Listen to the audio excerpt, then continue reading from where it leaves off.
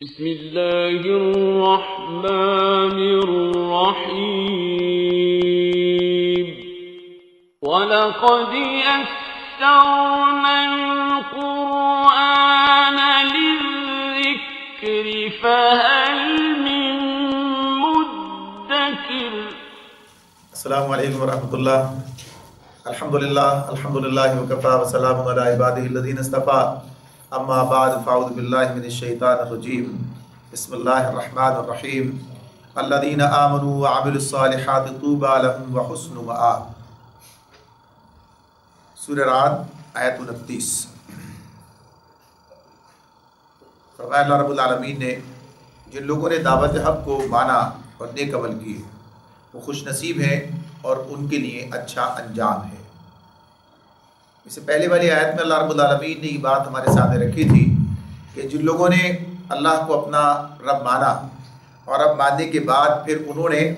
اللہ رب العالمین کے ساتھ جو تعلق قائم کیا کہ اس کی یاد کو قائم رکھا،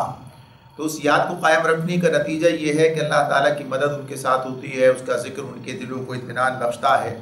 یہ ساری کیفیات ان کے بارے میں بتائی گئی ہیں۔ تو اللہ رب العالمین اس میں یہ بات فرماتے ہیں اس کے آگے کہ جو لوگ ایمان لائے اور جنہوں نے اس دعوت حق کو مان لیا، یعنی ایمان لا کر اور نیک عمل کے ساتھ ساتھ وہ خوش نصیب لوگ ہیں۔ ظاہر ہے کہ جس کی دنیا بھی بن جائے اور آخرت بھی بن جائے اس سے زیادہ خوش نصیب کون ہو سکتا ہے؟ دنیا میں اسے اطمینان کی زندگی نصیب ہو جائے، آخرت میں کامیابی جنت کی صورت میں حاصل ہو جائے، اللہ کی طرف سے مغفرت اس کی رضا حاصل ہو جائے، تو یہ کامیاب انسان ہے۔ تو اس کے لیے اللہ نے ہمارے سامنے یہی بات رکھی کہ ایمان لائے اور عمل صالح کیا تو یہی لوگ ہیں جو کامیاب ہیں اور ان کے لیے اچھا انجام، حسن مآب، یعنی بالکل آخر میں جو ہے ان کے لیے بہتری کا وعدہ اللہ تعالیٰ نے کر رکھا ہے۔ كَذَلِكَ أَرْسَلْنَاكَ فِي أُمَّةٍ قَدْ خَلَتْ مِن قَبْلِهَا أُمَمٌ لِتَتْلُوَ عَلَيْهِمُ الَّذِي أَوْحَيْنَا إِلَيْكَ وَهُمْ يَكْفُرُونَ بِالرَّحْمَنِ قُلْ وَرَبِّي لَا إِلَٰهَ إِلَّا هُوَ عَلَيْهِ تَوَكَّلْتُ وَإِلَيْهِ مَتَابِ۔ فرمایا نبی کرم صلی اللہ علیہ وسلم سے اللہ تعالیٰ کہتے ہیں کہ اسی طرح ہم نے تم کو رسول بنا کر بھیجا ہے ایک ایسی قوم میں جس سے پہلے بہت سی قومیں گزر چکی ہیں، تاکہ تم ان لوگوں کو وہ پیغام سناؤ جو ہم نے تم پر نازل کیا ہے، اس حال میں کہ یہ اپنے نہایت مہربان رب کے منکر بنے ہوئے، کافر بنے ہوئے ہیں۔ ان سے کہو کہ وہی میرا رب ہے، اس کے سوا کوئی معبود نہیں، اسی پر میں نے بھروسہ کیا اور وہی میرا ملجا و ماوا ہے۔ یہاں جو یہ کذالک کی بات ہے کہ اسی طرح سے ارسلنا کا ہم نے آپ کو بھیجا ہے، تو اس سے مراد یہ کسی شان سے، یہ اس اعتبار سے کہ ہم نے اسی طرح کہ جس طرح سے آپ اس وقت ان کے سامنے دعوت پیش کر رہے ہیں، اور بنیادی طور پر انہوں نے جو مشرکین مکہ جو مطالبات کر رہے تھے، جو معجزات مانگتے تھے، جو نشانیاں مانگتے تھے، تو اس حوالے سے کہ یہ جیسی نشانیاں مانگ رہے ہیں اس کے بغیر ہی ہم نے آپ کو بھیجا ہے، ہم نے آپ کو اسی طرح سے رسول بنایا ہے، اور ایک ایسی قوم کی طرف جس سے پہلے بہت سی قومیں گزر چکی ہیں، یعنی تاریخ ان کے سامنے۔ مراد کیا ہے کہ نئے لوگ نہیں ہیں، پہلی مرتبہ معاملہ نہیں ہے، اس سے پہلے کی تاریخ سامنے ہے، اور اس میں یہ بات واضح طور پر سامنے آ جاتی ہے کہ جن رسولوں کو اللہ تعالیٰ نے بڑے بڑے معجزات بھی دیے اور اس کے باوجود ان کی قوم ان پر ایمان نہیں لائی، یعنی یہ چیزیں بتائی گئی ہیں۔ اور اب نبی کرم صلی اللہ علیہ وآلہ وسلم کو اب اس طرح سے اللہ رب العالمین نے لوگوں کے سامنے پیش کیا ہے رسول کی حیثیت سے، اور اب جو یہ مطالبات کر رہے ہیں، نشانیاں مانگتے ہیں، تو یہ اللہ تعالیٰ اپنی مصلحت اور اپنی حکمت کے تحت نظام چلا رہے ہیں کہ کب کس کے ذریعے سے کیا نشانی دکھانی ہے، کیا نہیں دکھانی ہے، اس کا اپنا معاملہ ہے، لہٰذا اس پر مدار نہیں ہے ہدایت کا۔ جو لوگ ہدایت حاصل کرنا چاہتے ہیں وہ انہی باتوں کو دیکھ کے سمجھ لیتے ہیں جو باتیں رسول بیان کر رہے ہیں، خود ان کی زندگی کو، ان کے کردار کو دیکھ کر یہ مضمون ان آیات میں بھی آگے اور مزید ہمارے سامنے آتا ہے۔ تو فرمایا کہ آپ کا کام کیا ہے کہ تم ان لوگوں کو وہ پیغام سناؤ جو ہم نے تم پر نازل کیا ہے، ہم نے تم پر جو پیغام نازل کیا، اور حال کیا ہے ان کا؟ حال یہ ہے کہ یہ یکفرون بالرحمن، کہ رحمان کے منکر، رحمان کی طرف سے انکار کرنے یا اسے کافر بنے ہوئے ہیں، یہ لوگوں کا حال ہے۔ تو آپ ان سے کہہ دیجئے هو ربی لا الہ الا ہو، میرا رب وہی ہے، یعنی اللہ، اور اس کے سوا کوئی معبود نہیں ہے، اور اسی پر میں نے توکل کر لیا ہے، میرا بھروسہ اسی پر ہے، اور وہی میرا ملجا و ماوا، میرا مددگار، الیہ متاب، اسی کی طرف میں رجوع کرتا ہوں۔ وَلَوْ أَنَّ قُرْآنًا سُيِّرَتْ بِهِ الْجِبَالُ أَوْ قُطِّعَتْ بِهِ الْأَرْضُ أَوْ كُلِّمَ بِهِ الْمَوْتَى بَل لِلَّهِ الْأَمْرُ جَمِيعًا افلم ییأس الذین آمنوا ان لو یشاء اللہ لہدی الناس جمیعا ولا یزال الذین کفروا تصیبهم بما صنعوا قارعۃ او تحل قریبا من دارهم حتی یأتی وعد اللہ ان اللہ لا یخلف المیعاد۔ اور کیا ہو جاتا اگر کوئی ایسا قرآن اتار دیا جاتا جس کے زور سے پہاڑ چلنے لگتے یا زمین شق ہو جاتی یا مردے قبروں سے نکل کر بولنے لگتے۔ اس طرح کی نشانیاں دکھا دینا اللہ کے لیے کچھ بھی مشکل نہیں ہے، بلکہ سارے اختیارات ہی اللہ کے ہاتھ میں ہیں۔ پھر کیا اہل ایمان ابھی تک کفار کی طلب کے جواب میں، یعنی کفار کا جو مطالبہ تھا کہ نشانی دکھائیں، اس کی طرف سے جان کر یہ مایوس نہیں ہو گئے کہ اگر اللہ چاہتا تو سارے انسانوں کو ہدایت دے دیتا؟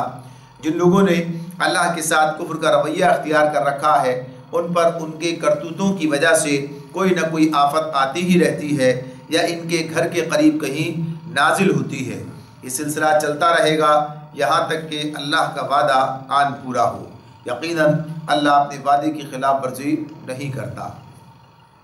ان آیات کے آغاز میں یہ بات سامنے رہے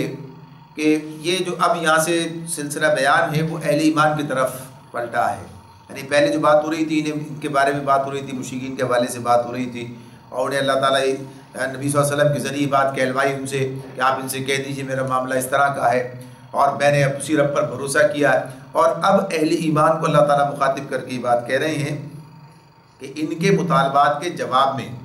جو اللہ تعالیٰ کا جواب ہے وہ سامنے آ گیا کہ اللہ اپنی حکمت اپنی مصلحت کے تحت ہی سارا نظام چلا رہے ہیں، اور یہاں ان کے مطالبات پر کوئی بات جو مناسب بات ہے، جو ضرورت ہے، جیسے ابھی ہم نے پیچھے پڑھا تھا سورہ یوسف ہمارے سامنے تھی، اس میں یہ بات سامنے آ گئی تھی کہ انہوں نے سوال پوچھا، جواب یعنی ایک طرح سے گویا کہیے کہ امتحان لیا نبی کرم صلی اللہ علیہ وآلہ وسلم کا۔ اللہ رب العالمین نے اسی موقع پر سورہ یوسف نازل کر دی اور وہ گویا کہیے کہ جواب بھی ملا، اور اس میں جو پیغامات تھے وہ ان حالات پر منطبق بھی کر دیے گئے، یعنی انہیں گویا ایک پیغام مزید دے بھی دیا گیا اس کے ذریعے سے۔ یہ کام اللہ رب العالمین نے سمجھا، کام کر دیا۔ تو بہرحال وہ جو چاہے کر سکتا ہے، لیکن اب لوگوں کے منہ مانگے معجزے اور دینا اور ان کے مطالبات پورے کرتے چلے جانا اس خیال سے کہ شاید لوگ اب مان لیں گے، تو اللہ تعالیٰ کا یہ نظام نہیں ہے۔ اللہ تعالیٰ نے جو ہدایت کا نظام بنا رکھا ہے کہ جو بات کو سمجھنا چاہتا ہے، جو ہدایت حاصل کرنا چاہتا ہے، اللہ اس ہدایت کے لیے راستہ اس کے لیے کھول دیتا ہے، اور اس کے لیے ایک صحیح سانچہ ذہن کا بنا ہونا چاہیے۔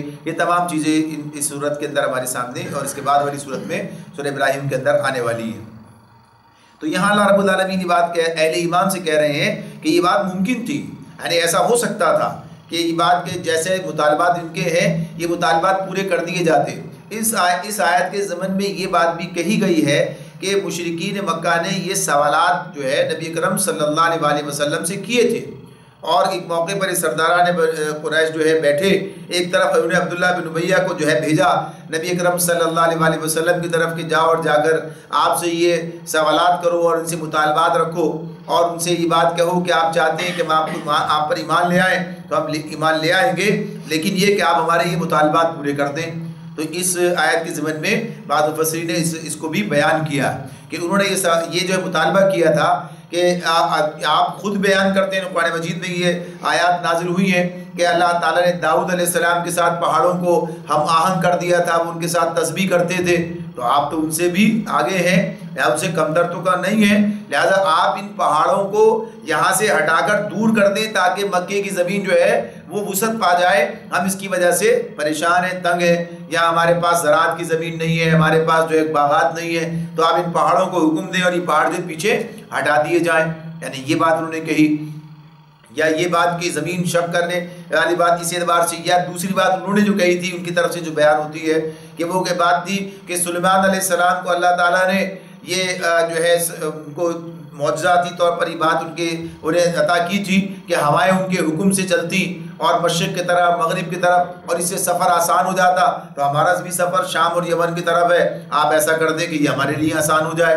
اور تیسری بات یہ کہ یہ جو عیسیٰ علیہ السلام جو ہے مردوں کو زندہ کرتے تھے، آپ بھی ان سے کم نہیں ہیں، لہذا آپ بھی کریں، ہمارے دادا پوسی کو جو ہے زندہ کر دیں، ہم ان سے پوچھیں کہ آپ اللہ کے رسول ہیں، وہ اس کا جو ہے اظہار کریں اور ہم آپ پر ایمان لے آئیں۔ تو اس طرح کے مطالبات گویا کہیے کہ ان کی طرف سے تھے،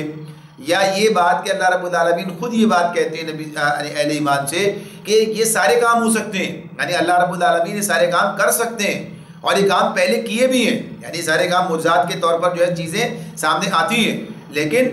اس پر جو ہے ہدایت کا مدار نہیں ہے۔ یعنی آپ اگر یہ سوچیں کہ شاید یہ کام کر دینے کے نتیجے میں یہ ایمان لے آئیں گے، تو پہلی بات تو یہ کہ اسے ایمان نہیں لانا ہے، وہ اس کے بعد بھی ایمان نہیں لائے گا، اور دوسری بات یہ کہ اللہ رب العالمین زبردستی مجبور کر کے کسی کو ایمان کی طرف نہیں لے کر آتے، ہدایت زبردستی نہیں دی جاتی،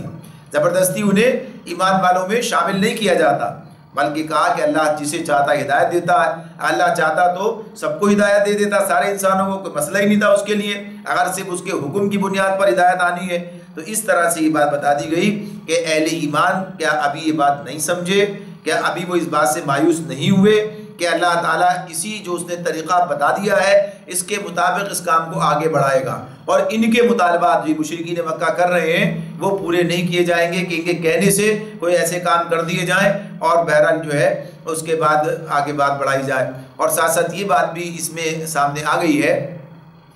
اللہ رب العالمین نے یہ بات بتا دی ہے، یعنی اس کے ضمن میں اور آگے کی آیات میں بھی بات یہ سامنے آ جائے گی کہ اس میں جو اللہ تعالیٰ نے یہ ان کے بارے میں کہا ہے کہ یہ جو چیزیں وہ مطالبات سامنے رکھتے ہیں، تو ایسے ہی جو چیزیں اس سے پہلے جیسے سورہ یوسف کی بات آئی، سوال پوچھا جواب دیا گیا لیکن مان کے کسی نے بھی نہیں دیا، کہ کچھ لوگ ایسے ہوتے اس مجلس کے اندر کہ اس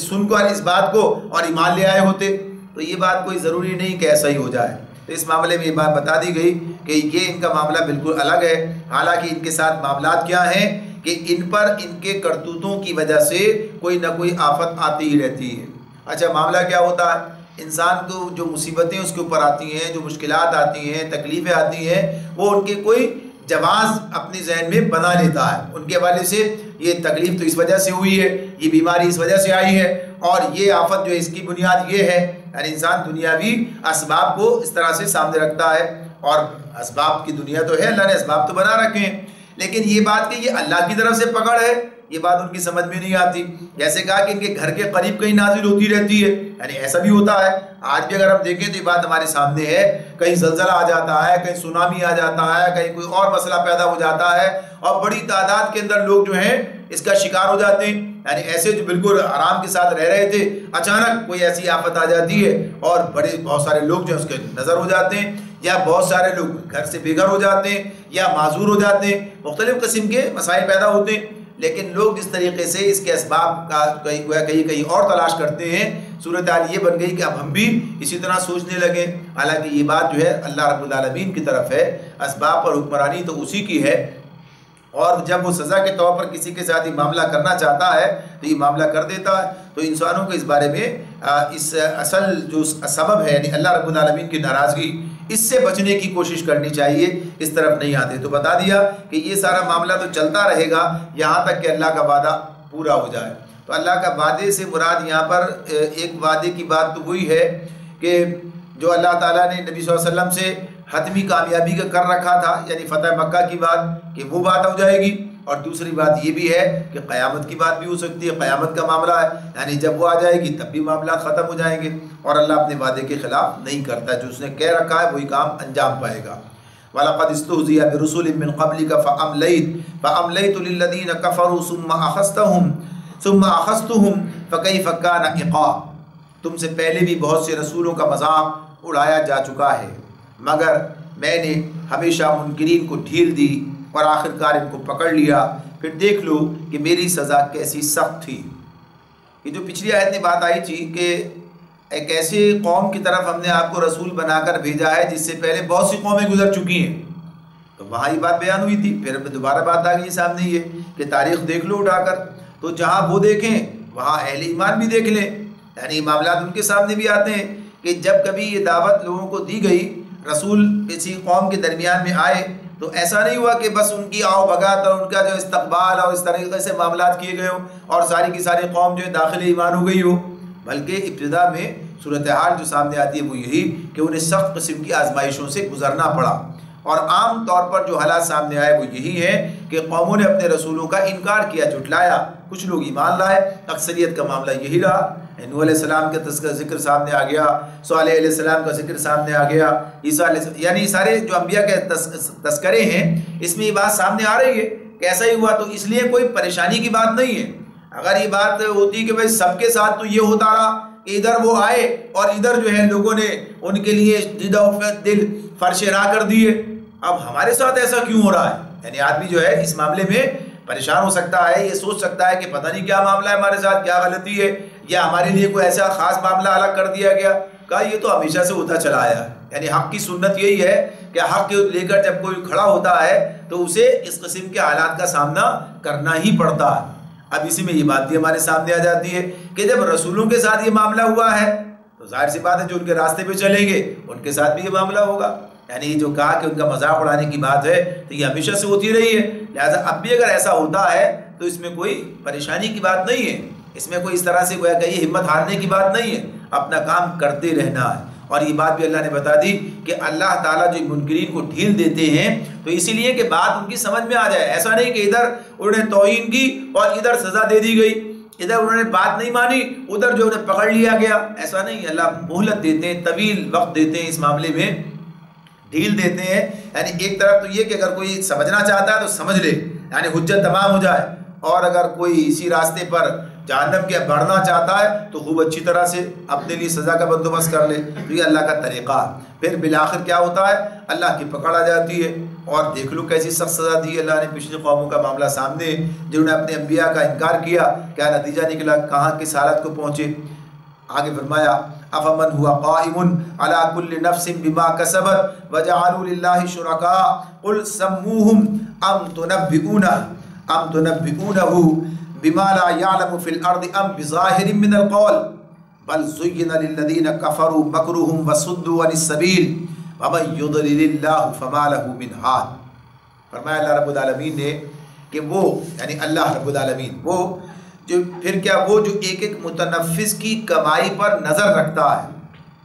اس کے مقابلے میں یہ جسارتیں کی جا رہی ہیں کہ لوگوں نے اس کے کچھ شریک ٹھہرا رکھے ہیں۔ اے نبی ان سے کہو ذرا ان کے نام تو لو کہ وہ کون ہیں، کیا تم اللہ کو ایک نئی بات کی خبر دے رہے ہو جسے وہ اپنی زمین میں نہیں جانتا، یا تم لوگ بس یوں ہی جو منہ میں آتا ہے کہہ دیتے ہو؟ حقیقت یہ ہے کہ جن لوگوں نے دعوت حق کو ماننے سے انکار کیا ہے ان کے لیے ان کی مکاریاں خوشنما بنا دی گئی ہیں اور وہ راہ راست سے روک دیے گئے ہیں۔ پھر جس کو اللہ گمراہی میں پھینک دے اسے کوئی راہ دکھانے والا نہیں ہے۔ جو الفاظ اس میں ہمارے سامنے آتے ہیں آیت میں، افمن ہوا قائم علی کل نفس بما کسبت، افمن ہوا قائم یعنی جو قائم ہے، علی کل نفس ہر نفس کے اوپر، یعنی اللہ رب العالمین کے علم کی بات، اللہ کے اختیار کی بات، اس کی قدرت کی بات۔ تو یہاں اسی اعتبار سے اس کو کہا کہ گویا کہ یہ وہ اس کو نظر میں رکھتا ہے، یعنی اس کے سامنے، اس سے باہر نہیں ہے۔ تو ہر متنفس کی کمائی پر نظر رکھتا ہے، یعنی ہر ایک شخص کے فردن ہر ایک کے حال سے واقف ہے، اور کوئی اس کی نظر سے چھپا ہوا نہیں ہے، نہ فرد چھپا ہے نہ اس کا عمل چھپا ہے، نہ نیکی چھپی ہے نہ بدی چھپی ہے، ہر چیز اس کے سامنے۔ قرآن مجید میں تو اللہ کے علم کی بات اس طرح بیان ہوئی ہے، سورۃ الانعام میں پڑھ کر آئے ہیں کہ درخت سے گرنے والا کوئی پتا ایسا نہیں جو اللہ کے علم میں نہ ہو۔ تو انسان تو بہرحال سے بڑی چیز ہے اس معاملے میں، تو بہرحال اللہ رب العالمین کے علم کا تو کوئی کہیے کہ اسے مثال ہی انسان کے لیے دینا سمجھنا ناممکن ہے۔ اس کے علم کی یعنی ہر چیز پر محیط ہے، کوئی چیز اس کے علم سے باہر نہیں ہے۔ تو یہاں یہ بات بیان کی جا رہی ہے کہ وہ اللہ کہ جس کے تمہاری یعنی ہر نیکی بدی جو ہے اس کے علم کے اندر ہے، تو اس کے ساتھ یہ معاملہ کیا۔ ایک تو یہ ہوتا ہے نا کہ بھائی ایسے اب انہیں کیا پتہ چلے گا، وہ کچھ کر گزرے، اور جب پتہ چلے گا جب دیکھی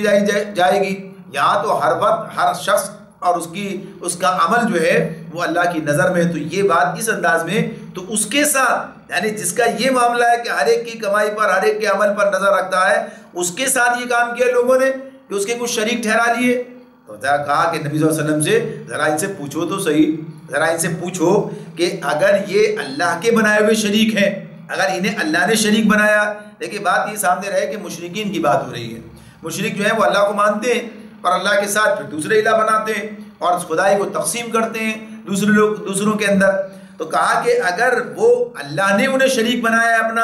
یعنی اس معاملے میں، تو ذرا ان کے نام لو، بتاؤ کہ وہ کون کون لوگ ہیں جنہیں اللہ نے اپنا شریک بنا رکھا، طے کر دیا ہوگا نا اللہ نے، ایک مرتبہ بتا دیا کہ بھئی فلاں فلاں فلاں فلاں جو ہے یہ شریک ہیں۔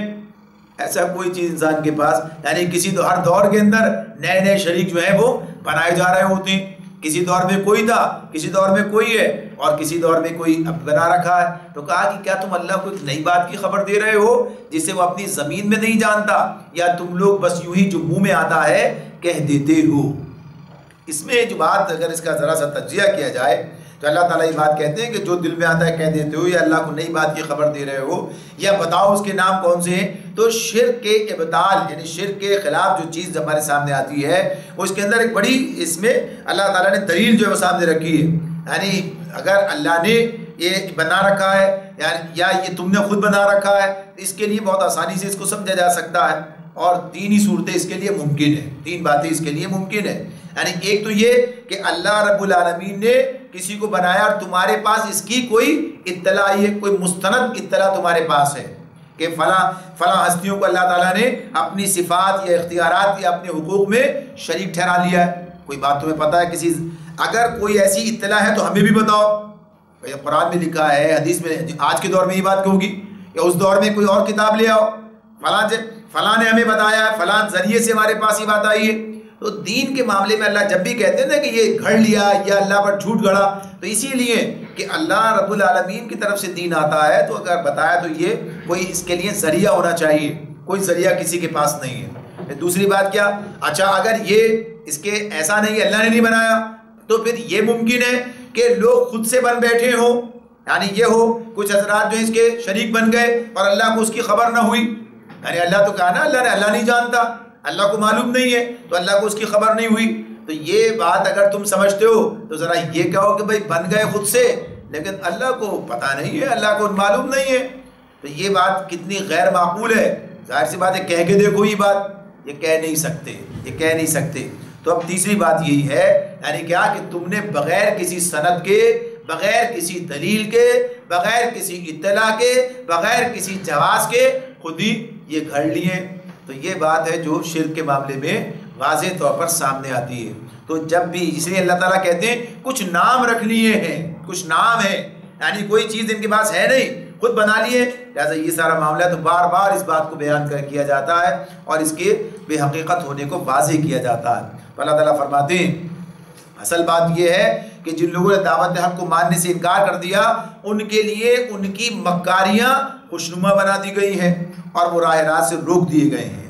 خوشنما یعنی اس کو پہلے تو اللہ نے مکاری کہا ہے، یعنی اس کے لیے مکر کی کہا، مکروہم، کفروا مکروہم کی بات کی، زین للذین کفروا مکروہم۔ تو اب یہ جو خوشنما ہو جانا مکاریوں کا معاملہ ہے، اگر ہم کسی بھی جگہ دیکھیں تو یہ بات ہمارے سامنے آئے گی کہ شرک کی ابتدا کرنے والے یا شرک کا سارا نظام بنانے والے یا اس کو لے کر چلنے والوں کے مفادات اس سارے نظام سے وابستہ ہوتے ہیں۔ یعنی یہ بات کہ وہ چالاک تر انسان جو ہے وہ اس کام کو انجام دیتے ہیں کہ وہ لوگوں کے ذہنوں میں یہ بات بٹھا دیتے ہیں، فلاں فلاں فلاں فلاں ہستیاں ایسی ہیں، فلاں فلاں لوگ ایسے ہیں، فلاں بت، فلاں یہ، فلاں جگہ سے تمہیں یہ سب کچھ مل سکتا ہے اور ان کے ذریعے سے، اور ہم جو ہیں ان تک پہنچانے کا ذریعہ ہیں، یعنی ان کے درمیان واسطہ کام ہم دیتے ہیں، لہذا وہ ساری چیزیں جو ہیں ان کے پاس چلی جاتی ہیں۔ آج بھی آپ دیکھ سکتے ہیں سارے معاملات جس طرح چل رہے ہوتے ہیں کہ ان سارے فوائد کو سمیٹنے والے وہ کچھ لوگ ہوتے ہیں، تو اس طریقے سے انہوں نے اس کو اس طرح سے خوشنما بنا دیا۔ ان کے لیے کیا ہے یہ، اور لوگوں کو ایک سستا آسانی کا ساتھ جو ہے کوئی راستہ مل جاتا ہے کہ جس میں انہیں اطمینان حاصل ہو جائے کہ ہاں بھائی ہمارا کام بن رہا ہے، ہمارا کام بن سکتا ہے اور بس اس طریقے سے بن سکتا ہے۔ تو غرض یہ کہ اللہ رب العالمین نے بات بتائی کہ وہ اس طرف چلے گئے اور پھر راہ راست سے روک دیے گئے، یعنی جب اس طرف چلے گئے تو پھر معاملہ کیا ہوا، اب اسی کے لیے دلیل بازیاں، اب اسی کے لیے چیزیں تلاش کرنا، باتیں نکالنا، تعویلیں برتنا، یہ سارے کام کرتے رہتے ہیں۔ تو یہ گویا کہیے کہ یہ انسانی نفسیات کا معاملہ ہے کہ جب وہ کسی چیز کو طے کر لے تو پھر اسی کے لیے وہ دلائل تلاش کرتا رہتا ہے۔ تو اسی بنیاد پر ان کے ساتھ یہ کہ وہ روک دیے گئے، یعنی اسی قانون فطرت کی زد میں آ گئے اور پھر بتا دیا کہ جسے اللہ گمراہی میں پھینک دے اسے کوئی راہ دکھانے والا نہیں، یعنی اب اس قانون فطرت کے تحت ہی گمراہی کی طرف چلے گئے۔ لہم عذاب فی الحیات الدنیا ولا عذاب الآخرۃ اشق وما لہم من اللہ من واق، ایسے لوگوں کے لیے دنیا کی زندگی ہی میں عذاب ہے اور آخرت کا عذاب اس سے بھی زیادہ سخت ہے۔ وما لہم من اللہ من واق، اور کوئی ایسا نہیں جو انہیں اللہ سے بچانے والا ہو۔ مثل الجنة التي وعد المتقون تجري من تحتها الأنهار أكلها دائم وظلها تلك عقبى الذين اتقوا وعقبى الكافرين النار۔ متقی لوگوں کے لیے جس جنت کا وعدہ کیا گیا ہے اس کی شان یہ ہے کہ اس کے نیچے نہریں بہہ رہی ہوں گی اور اس کے پھل دائمی ہے اور اس کا سایہ لازوال۔ یہ انجام ہے متقی لوگوں کا۔ وعقبى الكافرين النار، اور منکرین حق کا انجام یہ ہے کہ ان کے لیے دوزخ کی آگ ہے۔ ایک ہی آیت میں اللہ نے دونوں کو جمع کیا ہے اور یہاں واضح کیا گیا کہ جنت کی بات کس کے لیے کہ جو وعد المتقون، اللہ نے متقین کے ساتھ ہی وعدہ کیا ہے۔ مثل الجنت التي وعد المتقون، اس جنت کی مثال دی ہے، اس کے بارے میں بتایا ہے کہ جو جنت کا وعدہ اللہ نے متقین سے کیا ہے اس کی شان کیا ہے۔ اس میں دو چیزیں ہمارے سامنے، ایک بات تو مستقل آتی ہے کہ تحتها الانہار تجری من تحتها الانہار، اس کے نیچے نہریں بہہ رہی ہوں گی، اور کہا اکلها دائم وظلها، یعنی اس کے پھل اور اس کی چھاؤں جو ہے یہ دائمی ہے، لا زوال ہے، یعنی اسے زوال نہیں ہے۔ ہم دیکھتے ہیں دنیا کے اندر تو ہر پھل جو ہے موسم کے تحت آتا ہے اور موسم کے تحت ہی وہ اچھا بھی لگتا ہے، موسم کے تحت ہی اس کے اندر ساری چیزیں بھی یعنی اس کے فوائد بھی موجود ہوتے ہیں۔ لیکن جنت کو اللہ رب العالمین نے ایسا بنایا ہے کہ وہاں یہ مستقل کی دائمی بتا دیا کہ وہ وہاں جو چیز انسان چاہے گا یا تو بات اسی طرح اسے مل رہی ہوگی، اور ساتھ ساتھ یہ بتایا کہ جو بھی چیز ہے، جو بھی نعمت ہے اسے دوام حاصل ہے۔ دنیا کے اندر یہ چیز کسی کو بھی حاصل نہیں ہے، کوئی نعمت ایسی نہیں ہے کہ جس کے لیے کہا جائے کہ اسے دوام حاصل ہے، کوئی دوام حاصل نہیں ہے، یہ لازوال ہے، اس کو کوئی زوال نہیں ہے۔ یہ معاملہ صرف کس کے ساتھ ہے؟ یہ جنت کے لیے اللہ رب العالمین نے رکھا ہے کہ وہاں پر جو آخرت کے اندر وہاں جو اللہ نعمت عطا فرمائیں گے اس کا یہی حال ہے۔ تو ایسے ہی عذاب کی بھی کیفیت اسی طرح ہے۔ والذین آتیناہم الکتاب یفرحون بما انزل الیک ومن الاحزاب من ینکر بعدہ قل انما امرت ان اعبد اللہ ولا اشرک بہ الیہ ادعو والیہ مآب۔ اے نبی، جن لوگوں کو ہم نے پہلے کتاب دی تھی وہ اس کتاب سے جو اب ہم نے تم پر نازل کی ہے خوش ہیں، اور مختلف گروہوں میں کچھ لوگ ایسے بھی ہیں جو اس کی بعض باتوں کو نہیں مانتے۔ تم صاف کہہ دو کہ مجھے تو صرف اللہ کی بندگی کرنے کا حکم دیا گیا ہے اور اس سے منع کیا گیا ہے کہ کسی کو اس کے ساتھ شریک ٹھہراؤں اللہ کے ساتھ، لہٰذا میں اسی کی طرف دعوت دیتا ہوں اور اسی کی طرف میرا رجوع ہے۔ یہ بھی مشرکین کے ایک اعتراض کا جواب اللہ نے اس میں دیا ہے کہ یہ بات کہ جب یہ بھی اللہ کی کتاب ہے،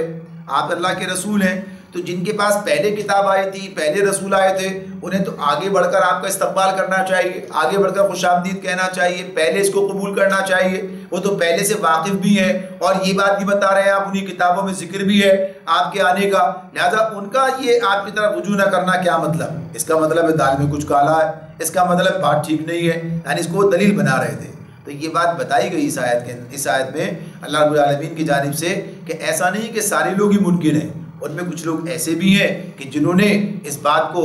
تسلیم کیا، نہیں آپ کو پہچانا بھی ہے اور آپ پر ایمان بھی لائے۔ کچھ لوگ ایسے ہیں کہ ان میں سے بعض چیزوں کا انکار کر رہے ہیں، ان کا معاملہ یہ ہے۔ لیکن بہرحال میرے کام کا مدار ان لوگوں پر نہیں ہے کہ یہ لوگ جو کچھ کریں گے اس کے مطابق، بلکہ مجھے جو کام دیا گیا کہ وہ کام مجھے کرنا ہے، کوئی مانے تب بھی نہ مانے تب بھی مجھے اپنا کام انجام دیتے رہنا ہے، لہٰذا میں اسی کی طرف دعوت دیتا ہوں اور اسی کی طرف جو ہے اللہ کی طرف ہی میرا رجوع ہے۔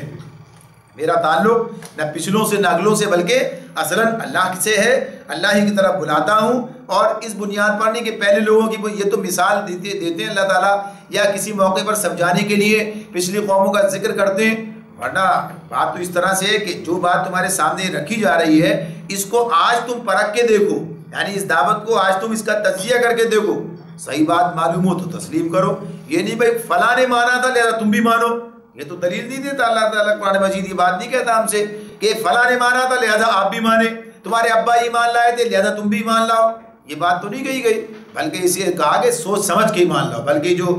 یہ اندھی تقلید کر رہے ہیں انہیں جو ہے اللہ تعالیٰ نے ان پر تنقید کی ہے کہ یہ عقل سے کام نہیں لیتے، سوچتے سمجھتے نہیں ہیں۔ تو اس معاملے میں یہ بات بتا دی کہ میں تو اللہ کی طرف دعوت دیتا ہوں اور اسی کی طرف میرا رجوع ہے، الیہ مآب، یعنی اسی سے میں سب کچھ معاملات اپنے کرتا ہوں، اسی سے مانگتا اور اسی کی طرف جو ہے معاملات مدد کے لیے اسی کی طرف رجوع کرتا ہوں۔ وَكَذَلِكَ أَنزَلْنَاهُ حُكْمًا عَرَبِيًّا وَكَذَلِكَ أَنزَلْنَاهُ حُكْمًا عَرَبِيًّا وَلَئِنِ اتَّبَعْتَ أَهْوَاءَهُمْ بعدما جاءك من العلم ما لك من الله من ولي ولا واق۔ اسی ہدایت کے ساتھ ہم نے یہ فرمان عربی تم پر نازل کیا ہے۔ اب اگر تم نے اس علم کے باوجود جو تمہارے پاس آ چکا ہے لوگوں کی خواہشات کی پیروی کی تو اللہ کے مقابلے میں نہ تمہارا کوئی حامی و مددگار ہے اور نہ کوئی اس کی پکڑ سے تم کو بچا سکتا ہے۔ اس آیت پر غور کیجئے، کیا کہہ رہے ہیں اللہ تعالیٰ کہ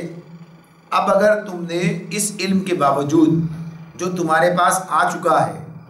اگر لوگوں کی خواہشات کی پیروی کی تو اللہ کے مقابلے میں نہ کوئی تمہارا حامی و مددگار ہے اور نہ کوئی اس کی پکڑ سے تم کو بچا سکتا ہے۔ یہ بات سوچنے کی ہے کہ یہ بات کس سے کہی جا رہی ہے؟ ظاہر ہے کہ یہ بات ویسے تو نبی صلی اللہ علیہ وسلم پر نازل ہو رہی ہے اور آپ سنا رہے ہیں یہ بات، اور گویا کہیے کہ آپ بھی مخاطب ہو گئے اس کے، آپ کے ساتھی بھی مخاطب ہو گئے، لیکن وہاں تو ایسا کوئی معاملہ نہیں ہے، وہاں کوئی ایسا امکان نہیں ہے۔ یہ بات کیا ہے؟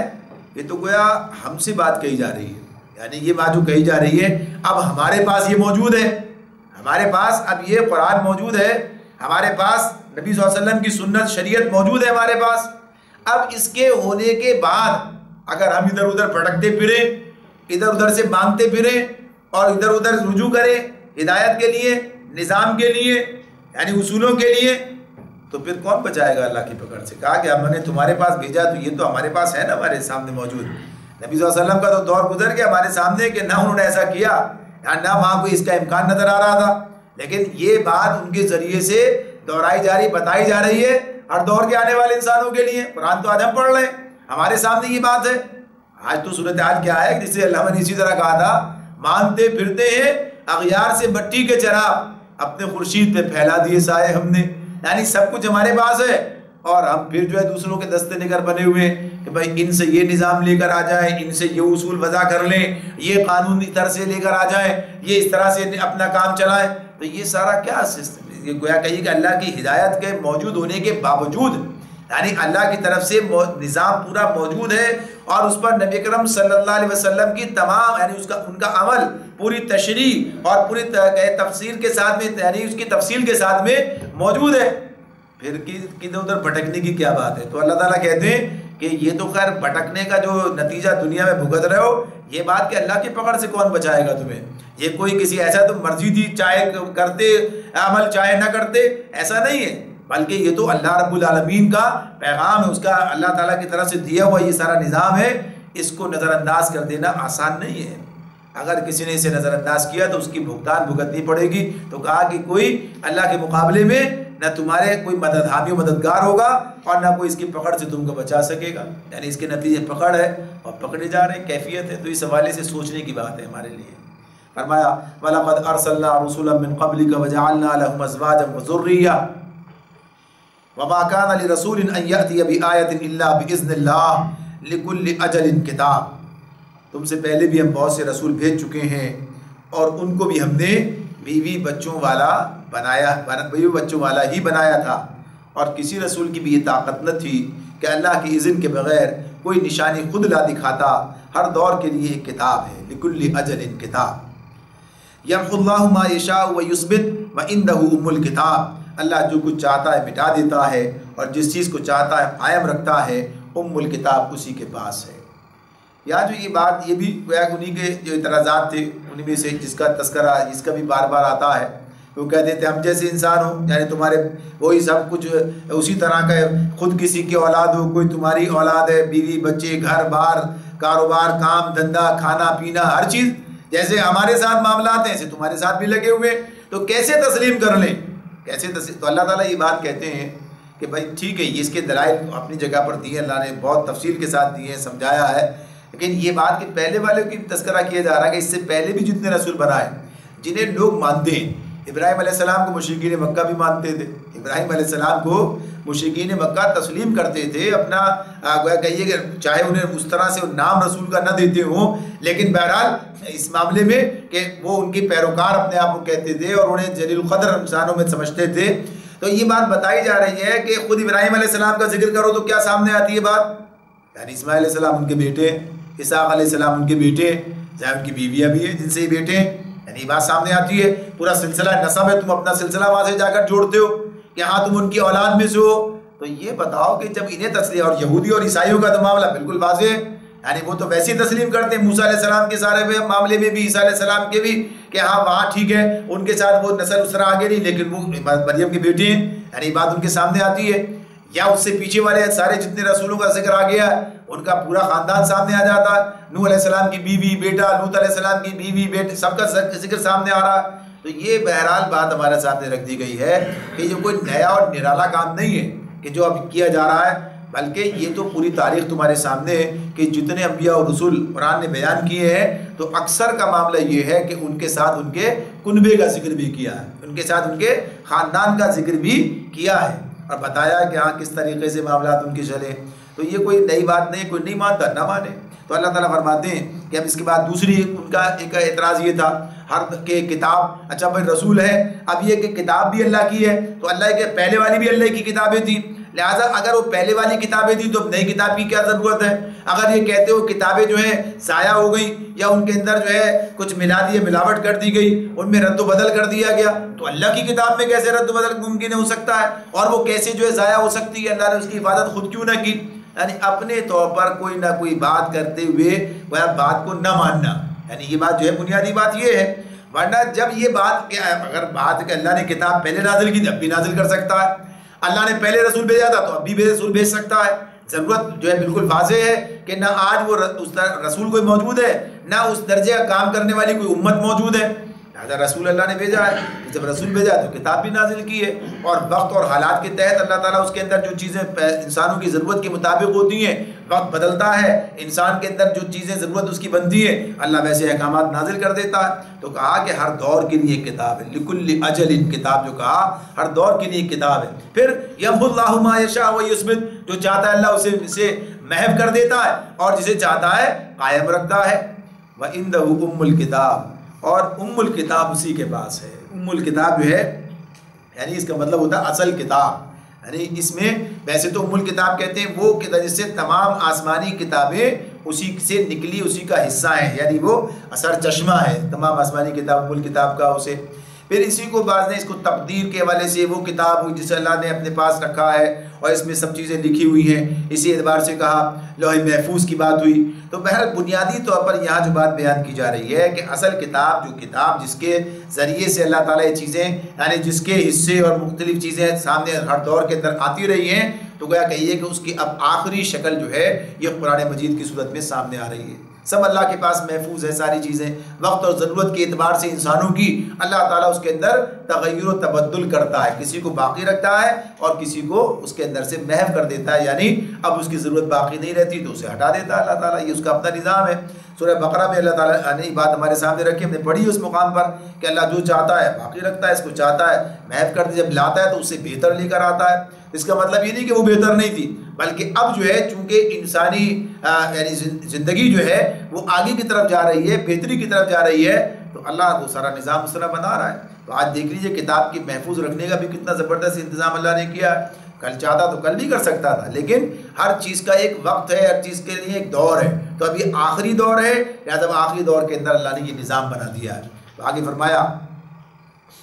وَإِمَّا نُرِيَنَّكَ بَعْضَ الَّذِي نَعِدُهُمْ أَوْ نَتَوَفَّيَنَّكَ فَإِنَّمَا عَلَيْكَ الْبَلَاغُ وَعَلَيْنَا الْحِسَابُ۔ اور اے نبی جس برے انجام کی دھمکی ہم ان لوگوں کو دے رہے ہیں اس کا کوئی حصہ خواہ ہم تمہارے جیتے جی دکھا دیں یا اس کے ظہور میں آنے سے پہلے ہم تمہیں اٹھا لیں، بہرحال تمہارا کام صرف پیغام پہنچا دینا ہے اور حساب لینا ہمارا کام ہے۔ یعنی اللہ تعالیٰ یہ بات واضح کرتے ہیں نبی اکرم صلی اللہ علیہ وسلم پر، آپ کے ساتھیوں پر، آپ کے بعد آنے والے آپ کے امتیوں پر جو اس راستے پر چلنے والے ہیں، تو یہ بات بتائی جا رہی ہے کہ اللہ تعالیٰ جو یہ خبر دیتے ہیں اور یہ جو برے لوگوں کا برا انجام بتا رہے ہوتے ہیں، اور جو کہیے کہ باطل کے لشکر بن کر اور باطل کو ساتھ لے کر اور حق کے خلاف سرفرائی کرتے ہیں، تو اللہ تعالیٰ ان کے بارے میں جو چیزیں بتا رہے ہیں یہ اپنے وقت پر ظہور پذیر ہو کر رہیں گی۔ یہ معاملہ ہمارے ساتھ نہیں ہے کہ آپ کے سامنے ہونا چاہیے، آپ کی موجودگی میں ہونا چاہیے، آپ کے ہاتھوں سے ہونا چاہیے۔ یہ اللہ کی حکمت ہے، اللہ کا اپنا نظام ہے، اللہ کا اپنا طریقہ ہے، جب چاہے جیسے چاہے جتنی مہلت جس کو اس نے دینی ہے اس کے بارے میں وہ علم رکھتا ہے۔ تو یہ بات بتا دی کہ یہ اپنے وقت پر کام ہو کر رہے گا۔ آپ کا کام کیا ہے؟ آپ کا کام پہنچا دینا، آپ کا کام پیغام پہنچانا ہے۔ فَإِنَّمَا عَلَيْكَ الْبَلَاغُ فَإِنَّمَا عَلَيْكَ الْبَلَاغُ، آپ کے ذمہ کیا ہے؟ بات کا پہنچا دینا۔ آپ نے بات پہنچا دی، آپ کی ذمہ داری ختم ہو گئی۔ اب حساب لینا اللہ کے ذمہ، حساب لینا ہمارا کام نہیں ہے، یعنی بندوں کا کام نہیں ہے، نہ رسول کے ذمہ اللہ تعالیٰ نے یہ بات لگائی اور نہ رسول کے پیروی میں کام کرنے والے امتی ان کے ذمہ یہ بات لگائی ہے کہ ان کا حساب لوگوں کو لینا ان کے ذمہ ہے۔ ان کا کام تو بات پہنچانا اور جو اپنی ذمہ داری ہے اس کام کے حوالے سے وہ ادا کرتے چلے جانا ہے، باقی اصل حساب لینے والا تو اللہ رب العالمین ہی ہے۔ اولم یروا انا نأتی الارض ننقصها من اطرافها واللہ یحکم لا معقب لحکمہ وہو السریع الحساب۔ اور یہ دیکھتے نہیں ہیں، کیا یہ لوگ دیکھتے نہیں ہیں کہ ہم اس سرزمین پر چلے آ رہے ہیں اور اس کا دائرہ ہر طرف سے تنگ کرتے چلے آتے ہیں۔ اللہ حکومت کر رہا ہے، اس کے فیصلوں پر نظر ثانی کرنے والا کوئی نہیں ہے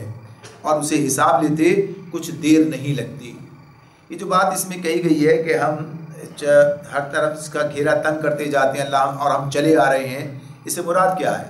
اس سے بات یہ بتائی جا رہی ہے کہ مخالفین کیا یہ نہیں دیکھتے کہ کس طریقے سے اسلام جو ہے وہ آگے بڑھ رہا ہے، یہ دعوت آگے بڑھ رہی ہے، دعوت پھیل رہی ہے، اور گویا کہیے کہ جب یہ پھیل رہی ہے اور اس کے مقابلے میں شرک اور کفر جو ہے وہ سکڑ رہا ہے۔ یعنی پہلے تو یہی تھا، اکیلے نبی اکرم صلی اللہ علیہ وسلم کھڑے ہوئے اس دعوت کو لے کر، لیکن جب اطراف سے لوگ اسلام قبول کرتے گئے اور یہ بات جو ہے آگے بڑھتی چلی گئی، اب بالآخر ایک وقت وہ بھی آ گیا کہ مکے کے اندر مشرکین کے لیے کوئی ٹھکانہ نہیں تھا، کام ختم ہو گیا، معاملہ ختم ہو گیا۔ تو اس اعتبار سے یہ بات بتائی جا رہی ہے کہ یہ جو گویا کہ یہ اللہ تعالیٰ یعنی یہ دعوت کس کی ہے؟ اللہ کی ہے، یہ دین کس کا ہے؟ اللہ کا ہے۔ تو اسی لیے اللہ تعالیٰ نے یہ بات بھی کہی، یریدون لیطفئوا نور اللہ بافواہہم، یہ اپنے منہ کی پھوکوں سے اللہ کے نور کو بجھانا چاہتے ہیں، واللہ متم نورہ ولو کرہ الکافرون، حالانکہ اللہ کا فیصلہ یہ ہے کہ اپنے نور کو پورا مکمل کر کے رہے گا، یعنی پھیلا کے رہے گا، اس کا اتمام ہوگا، یعنی اس دین کے بارے میں اللہ نے بات کی ہے۔ تو ایسی اسی طرح کی بات یہ ہے کہ اب یہ جو ہر طرف اب دیکھ رہے ہیں کہ یہ آگے بڑھ رہا ہے اور یہ گھٹتے جاتے ہیں، تو اس معاملے میں یہ ان کی شامت کے آثار ہیں، اس بات کو سمجھ نہیں رہے ہیں، تو اللہ تعالیٰ کو حساب لیتے دیر نہیں لگتی۔ وَقَدْ مَكَرَ الَّذِينَ مِن قَبْلِهِمْ فَلِلَّهِ الْمَكْرُ جَمِيعًا يَعْلَمُ مَا تَكْسِبُ كُلُّ نَفْسٍ وَسَيَعْلَمُ الْكُفَّارُ لِمَنْ عُقْبَى الدَّارِ۔ ان سے پہلے جو لوگ گزرے ہیں وہ بھی بڑی بڑی چالیں چل چکے تھے، مگر اصل فیصلہ کن چال تو پوری کی پوری اللہ ہی کے ہاتھ میں ہے، وہ جانتا ہے کہ کون کیا کچھ کمائی کر رہا ہے، اور ان قریب یہ منکرین دیکھ لیں گے کہ انجام کس کا بخیر ہوتا ہے۔ یہ جملہ پہلے گزرا، یعلم ما تکسب کل نفس، یعنی اللہ تعالیٰ ہر کم اس کی باعث جو ہے، یعنی دوسرے الفاظ کی تبدیلی کے ساتھ عنوان یہی تھا، بات یہی تھی کہ سب اللہ کے علم ہے، اللہ سب جانتا ہے کون کیا کر رہا ہے، اور سب پر اللہ تعالیٰ حاوی ہے، سب کو اس کے پاس آنا ہے۔ تو بڑی بڑی چالیں لوگوں نے چلی، مگر کوئی چال جو ہے حتمی طور پر کامیاب نہ ہو سکی۔ وقتی کامیابیوں پر لوگوں نے سمجھا کہ شاید سب کچھ ہو جائے گا، حالانکہ بالآخر ناکامی کا منہ دیکھنا پڑا۔ فرمایا وَيَقُولُ الَّذِينَ كَفَرُوا لَسْتَ مُرْسَلًا قُلْ كَفَىٰ بِاللَّهِ شَهِيدًا بَيْنِي وَبَيْنَكُمْ وَمَنْ عِندَهُ عِلْمُ الْكِتَابِ۔ یہ منکرین کہتے ہیں کہ تم اللہ کے بھیجے ہوئے نہیں ہو، کہو میرے اور تمہارے درمیان اللہ کی گواہی کافی ہے، اور پھر ہر اس شخص کی گواہی جو کتب آسمانی کا علم رکھتا ہے، اس کے پاس یہ علم موجود ہے، وہ اس بات کی گواہی دے گا کہ یہ اللہ کی کتاب ہے اور آپ اللہ کے رسول ہیں۔ مثال کیا ہمارے سامنے آتی ہے؟ ورقہ بن نوفل، یعنی پہلے مرحلے کے اندر ہی پہلی وہی نازل ہوئی، یہ بات سامنے آئی تو فوراً تصدیق کی، آپ اللہ کے رسول بنائے گئے ہیں، یعنی یہ علم ان کے پاس تھا موجود، انہوں نے فوراً تصدیق کی، اور بعد میں بھی پھر بہت سے لوگ ایسے آئے سامنے کہ انہوں نے تصدیق کی ہے۔ تو غرض یہ کہ اللہ رب العالمین فرماتے ہیں کہ سب سے بڑی شہادت تو اللہ کی ہے، اللہ کو کسی کی گواہی کی ضرورت نہیں ہے، وہی کافی ہے اس کے لیے۔ لیکن تمہارے سامنے یہ بھی ہے کہ ایسے لوگ بھی جو کہ کتاب کا علم رکھتے ہیں وہ اس کے بارے میں گواہی دیں گے۔ سورہ رات مکمل ہو جاتی ہے۔ الحمدللہ اللہ رب العالمین ہمیں سمجھنے اور عمل کرنے کی توفیق عطا فرمائے، اور اس منزل کو آگے کی منزلوں تک اللہ تعالیٰ اس کے لیے ہمارے پیش رفت بنا دے، آسان فرما دے۔ وآخر دعوانا ان الحمدللہ رب